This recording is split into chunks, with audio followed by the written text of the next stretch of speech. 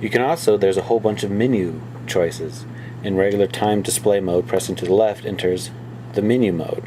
You can choose to have thicker or smaller pieces. Pressing to the right will actually change that particular menu item. And while the cursor is on the top, pressing up and down will go to the next menu item.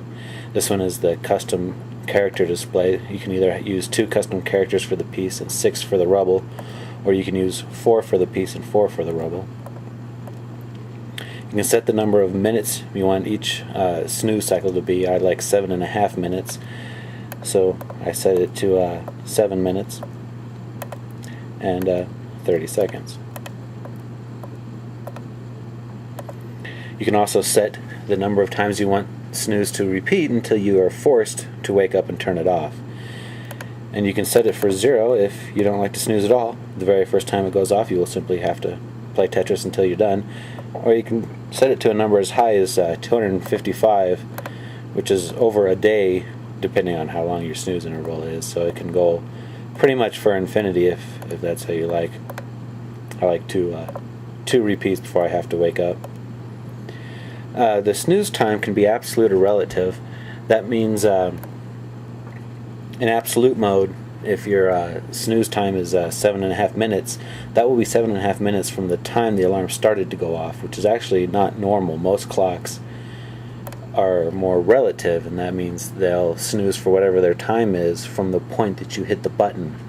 But I feel that just because it took you 3 minutes to hit the snooze doesn't mean you should sleep 3 minutes longer. But I seem to be alone in this thinking because every alarm seems to act this way. But I like it to be absolute. So since I have 2 snooze intervals of 7.5 minutes each, I know that after 15 minutes I'll have to wake up and turn off the alarm. Makes it easier to get up at a particular time. There's a bunch of default values. Pressing to the right here will initialize everything to its default value.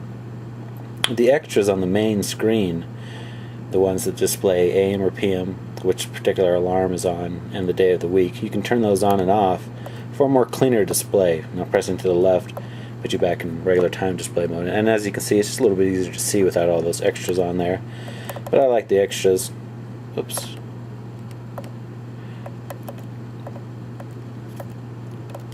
So I leave the extras on. This is just the version. We're at version 1, not very complicated. All the different options are saved in persistent double EEPROM that will survive a power cycle should you lose power, which should never happen, but it can happen. So you can save the EEPROM if you want, and you can also get the EEPROM. And we're back to the original one. Pressing left from any of these will put you back in regular time mode, and that's it.